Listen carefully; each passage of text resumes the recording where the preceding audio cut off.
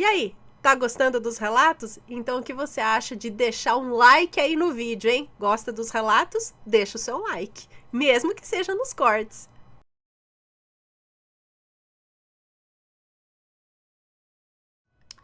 Aquele mercado carregava assombrações e maledites. Vamos ver.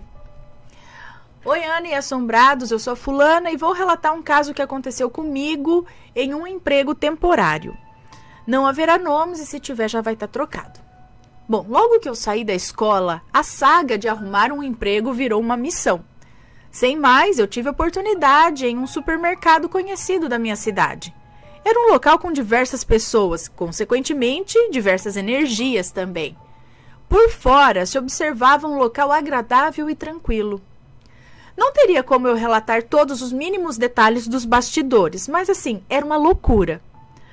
Mas na época, era assim o único onde havia espaço de trabalho, onde eu tinha certa experiência.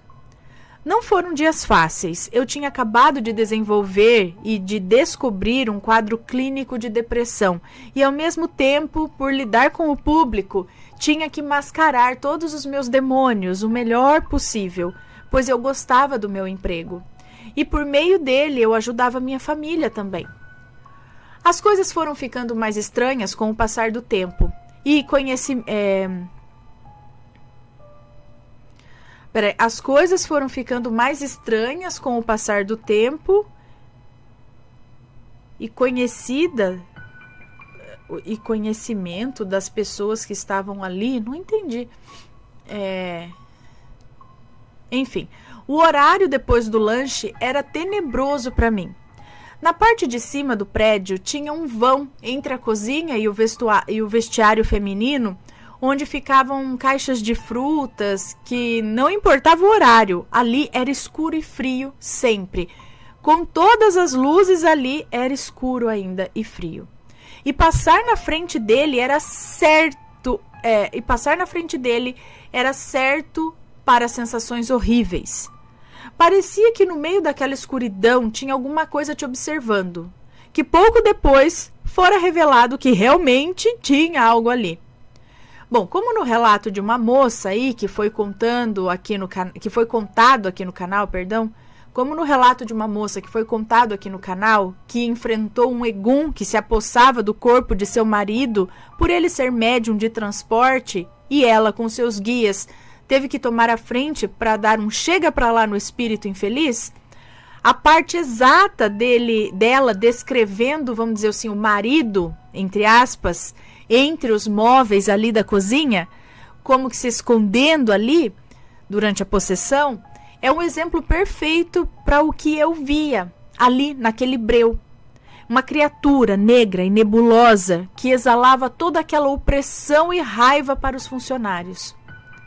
Acontece, Ana e assombrados, que no passado a mulher do dono era bem conhecida por todos ali na empresa. Ela atuava junto de seu marido na parte de administração e por diversas vezes ela incorporava, do nada, na sala que ficava ao lado do vestiário feminino. Era algo característico. Mãos atrofiadas, mudança de postura, mudança na voz e o hábito de pedir cigarros junto com bebida. Falava coisas desconexas, o que para mim era claro que era um espírito baixo fingindo ser uma entidade. E quem era encarregada de fazer esse espírito voltar de onde saiu era uma das funcionárias mais antigas e com raízes em religião africana de berço. Uma mulher preta que tive orgulho de conhecer e de trabalhar junto. Sim, só ela conseguia se comunicar com aquele espírito que baixava na dona e causava pânico sobre as nossas cabeças, sem sabermos de nada por anos. Então, justamente quando a mulher faleceu, o espírito perturbado permaneceu preso à matéria, circulando por onde já conhecia e gostava. A mulher do dono faleceu, é isso? A que recebia o espírito? Ali não era escuro à toa. Foi o que a funcionária me relatou. Bom, lugar com muitas mulheres, infelizmente, naquela época mesmo, muito unidas, era um palco de fofocas e confusão, incluindo uma maledite aí nesse balaio, que realmente não era fácil de se engolir. Mas como a querida, entre aspas, era afilhada de um dos gerentes, sim, ela tinha a carteirinha de intocável. Se eu já era retraída por natureza, com ela que não falava mesmo. Eu não queria entrar no meio de suas confusões e desavenças. As meninas comentavam sobre suas peripécias e enquanto umas estavam no celular e eu lendo o meu livro, risadas eram dadas por tamanha palhaçada e frescuras. Quando ela socava a porta para entrar e aquele clima tenso vinha junto dela... Hã?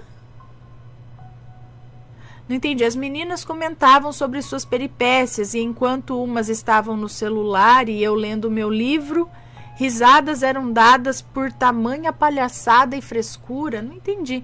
Quando ela socava a porta para entrar e aquele clima tenso vinha junto dela. Enfim, já tínhamos comentado que alguém ficava atrás da porta nos ouvindo, mas alguns rapazes também gostavam de pregar peças na gente, então dávamos de ombro. Mas nesse dia foi nítido que era ela o tempo todo.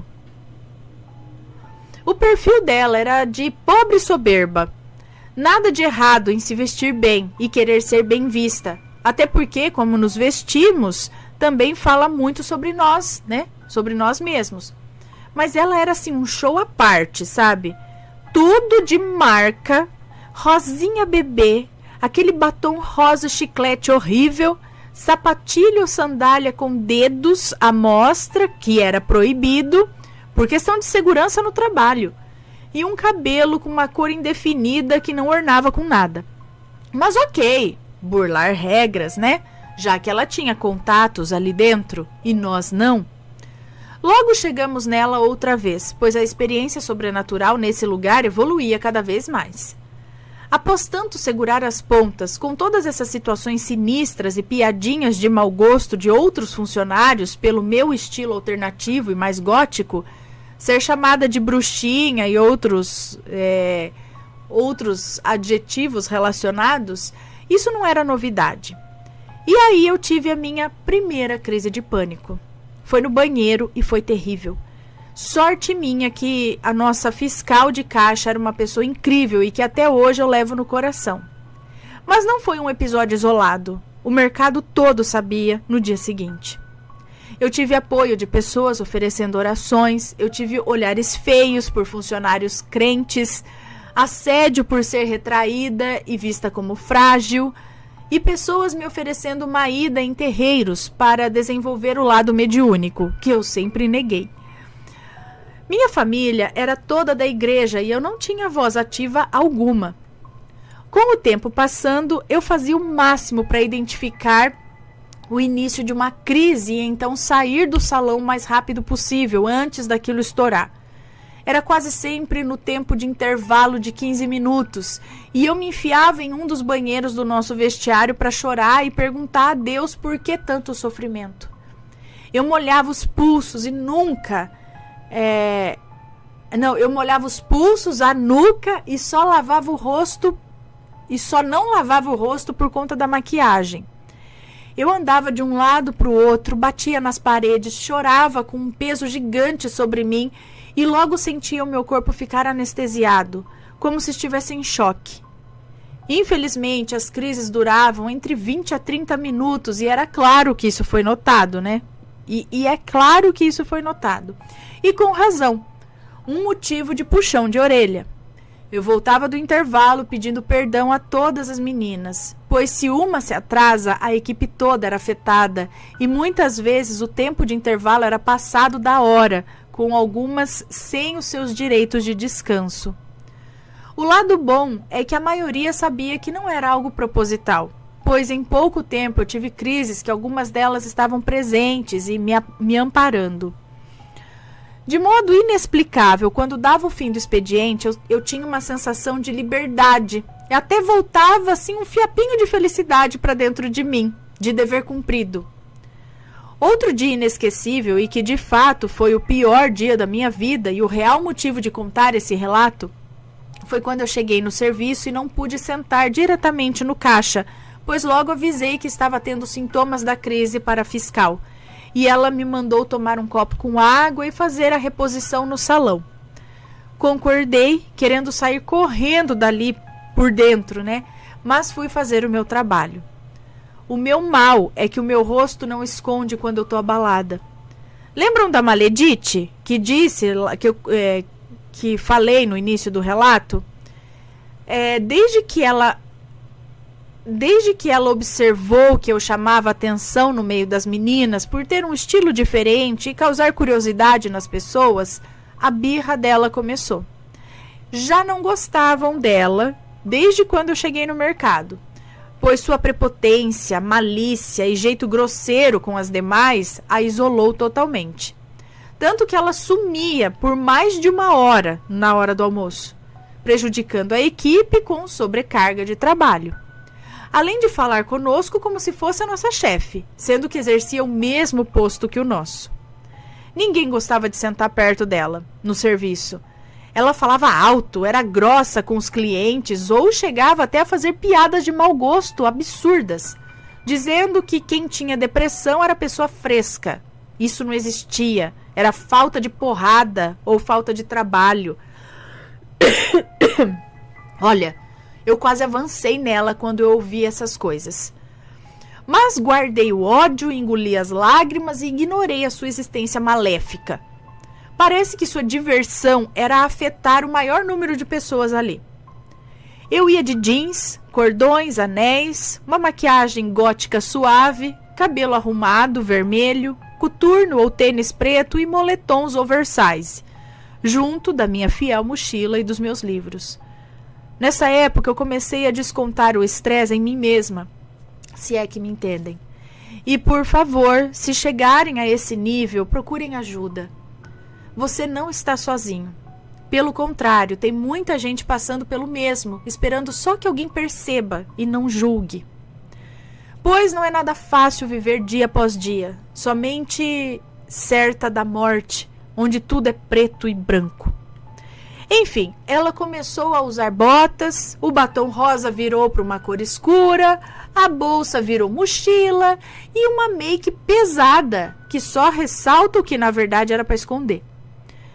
Um verdadeiro terror. Ah, e o cabelo, estranhamente, também mudou. E eu ia vestida com tal roupa. E dia seguinte ela estava com o mesmo estilo da minha roupa, só que mais exagerado e sem nexo.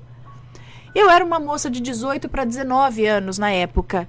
E ela já era uma mulher feita, com filhos e se vestindo como uma moleca. Logo ela viu que virou chacota e caiu em si, mas os seus comentários ácidos só aumentavam.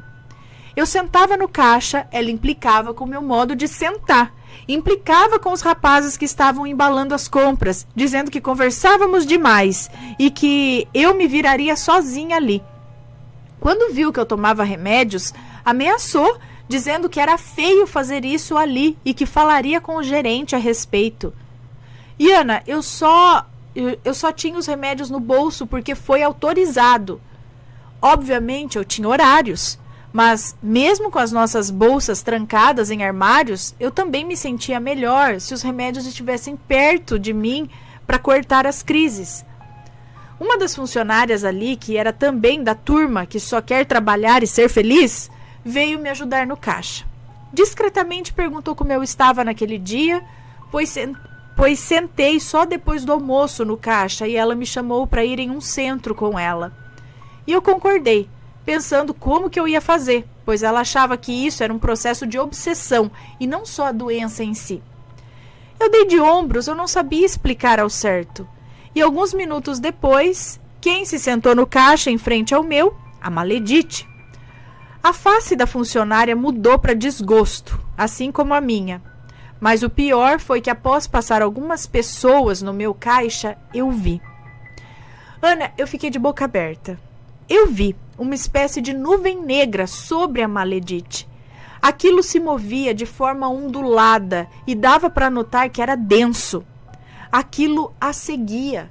segui os seus movimentos e eu abaixei o rosto, começando a hiperventilar. Apoiei os cotovelos no meu caixa e coloquei o rosto entre as minhas mãos e levantei de súbito. A funcionária que estava comigo tinha se despedido e eu nem notei. Apenas me levantei e aí a crise começou. Eu subi, passei de rosto baixo para aquele canto tão opressor e entrei no vestiário. A luz do mesmo era por sensor, o que significa que acendia somente na presença de alguém. E logo saindo todo mundo, apagava. O relógio na parede dava pelas 4 da tarde. Tinha 2 banheiros, um maior com o espelho, onde todo mundo ia, e um menor, somente com o vaso sanitário e a pia. Entrei no maior, onde tinha uma abertura por baixo da porta. Aconteceu toda aquela sessão de tortura psicológica e eu ouvi a porta se abrir. Eu parei de andar, tampando a minha boca para esconder o soluço de choro, por vergonha mesmo. Ouvi passos cruzando o cômodo, indo até o banheiro menor e fechando a porta. Deu para ouvir até a pessoa sentando no vaso. E eu liguei a torneira, lavando os pulsos, e entre o meu choro e tal, a luz do vestiário apagou. Fiquei esperando aquela pessoa sair do banheiro para eu ir logo depois, por conta da vergonha. Esperei mais um pouco e então, mais tranquila, eu saí do banheiro. A luz acendeu e eu olhei para o banheiro menor e, Ana, a porta estava aberta, a luz apagada e a tampa baixada. Eu levei o maior susto, toquei meu peito e corri para a porta, saindo. Fui na cozinha, perguntei se a tia de lá havia entrado no vestiário e ela negou. Perguntei se alguma das meninas tinha subido e elas também negaram. Eu me vi maluca. Desci para o salão do mercado e a supervisora me disse que eu tinha demorado demais lá em cima. Mas eu, gaguejando, pedi desculpas e perguntei quem tinha subido lá. E ela disse que ninguém subiu, me fazendo olhar para as meninas que estavam de cara emburrada, e eu fui de caixa em caixa perguntando incrédula para todos: você subiu para o lanche? Aí eu ia para outro caixa: você subiu para o lanche? E ia para outro caixa: você subiu para o lanche? E todo mundo negando. Nem os rapazes tinham ido lá para cima. O restante da noite eu fiquei tão impressionada que comecei a subir somente quando tinha alguém comigo.